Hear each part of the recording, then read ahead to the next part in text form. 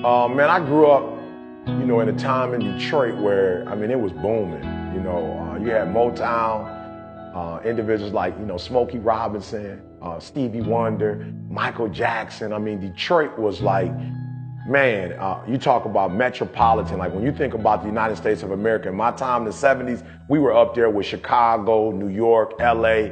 If it was happening in Hitsville, USA.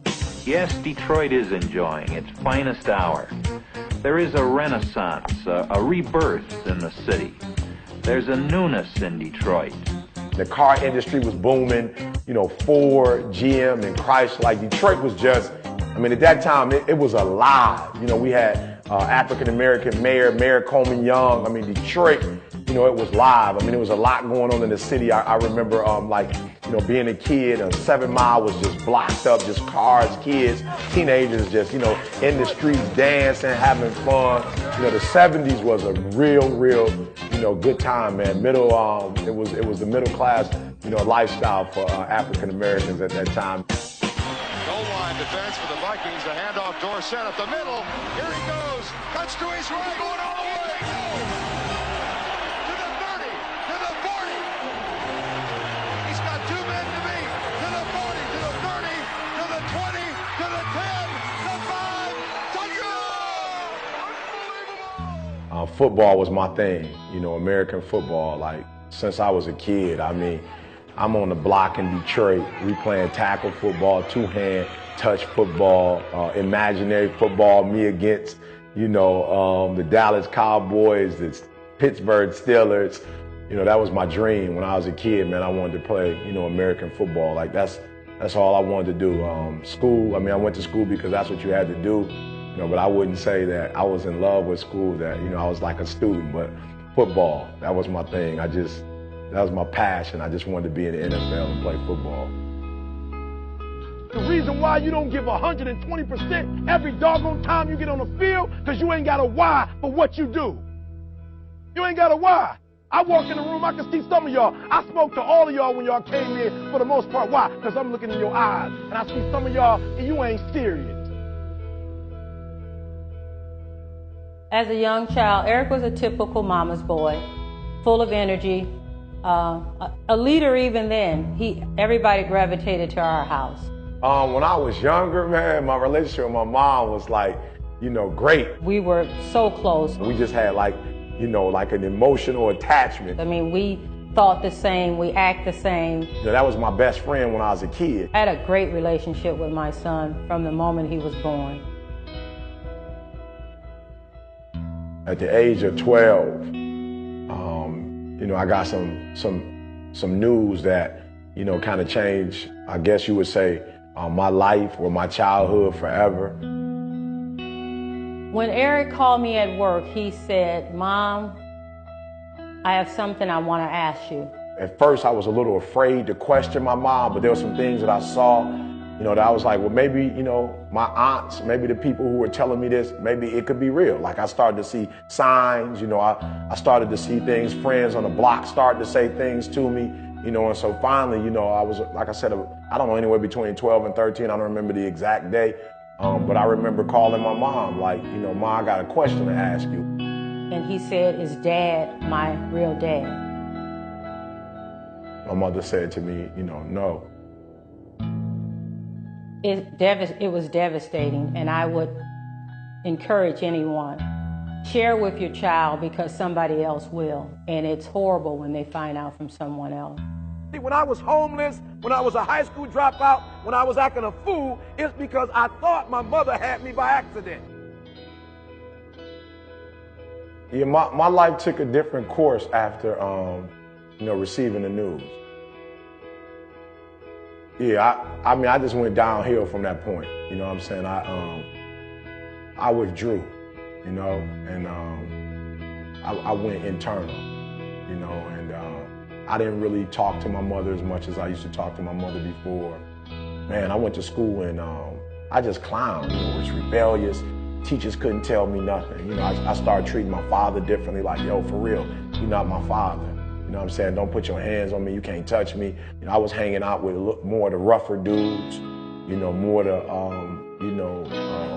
what they would call, you know, the thugs on the block. You know what I'm saying? And it just went down here. I got very negative after that. Like I said, school-wise, home life changed, just my whole life changed and started going on. It was a downhill spiral. My parents were from the old school. You know, you're disrespectful, you don't obey the rules, you pay the consequences for it. I'm like, I'm not paying the consequences for nothing. And I remember my mother talking to me, and I'm not paying my mother no mind. It's like, whatever. And then my father's like, look, your mom's talking to you, have a seat. I'm like, I ain't sitting down. I'm not sitting down. And so I just remember, you know, we going back and forth, and it's turned into an argument. And I'm just like starting to walk away, and he's kind of like, no, you're not going to disrespect me.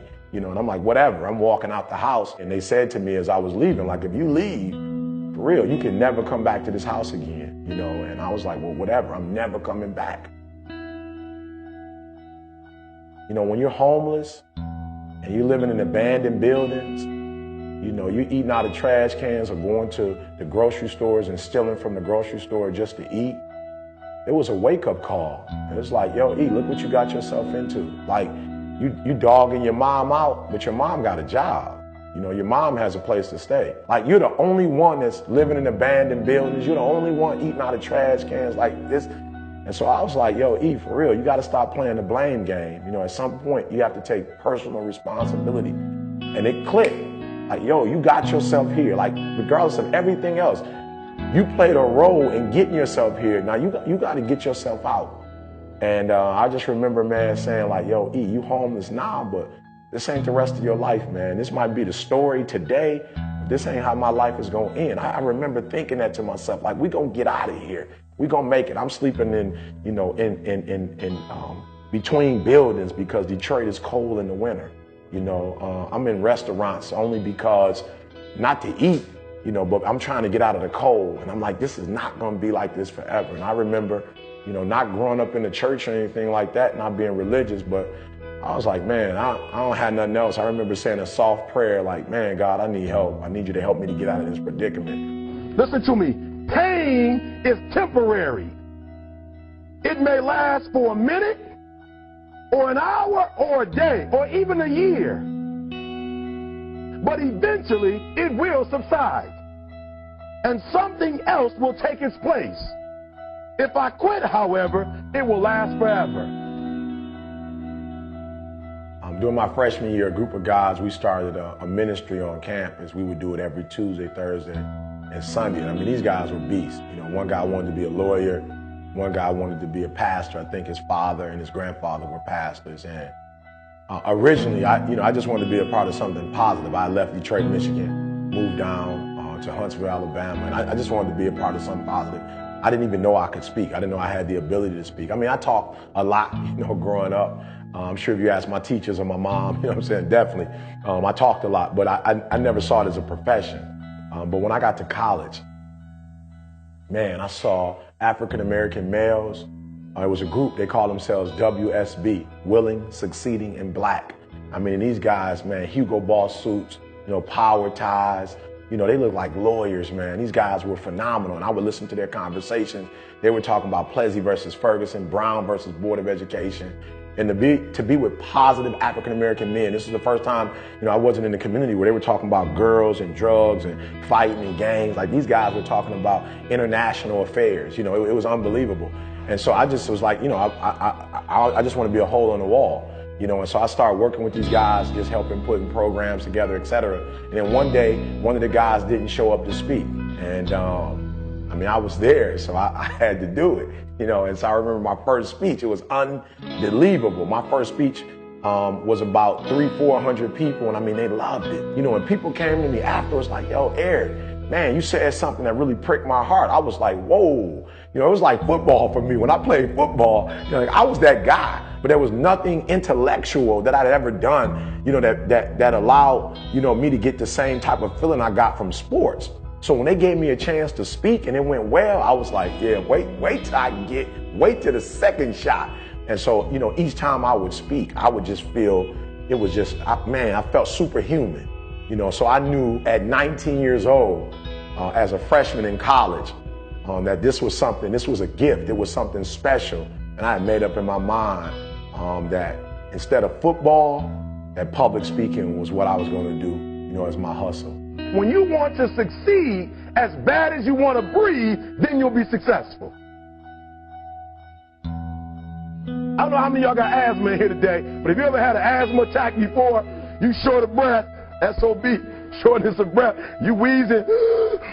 The only thing you trying to do is get some air. You don't care about no basketball game. You don't care what's on TV. You don't care about nobody calling you. You don't care about a party. The only thing you care about when you're trying to breathe is to get some fresh air. That's it. And when you get to the point where all you want to do is be successful as bad as you want to breathe, then you'll be successful. I think what's so unique about, my presentation is that it comes from the heart. That I speak from the heart, and I'm not afraid to be transparent. I'm not afraid to talk about my failures. I'm not afraid to talk about my fears. I'm not afraid to open up my life and give my story to the world.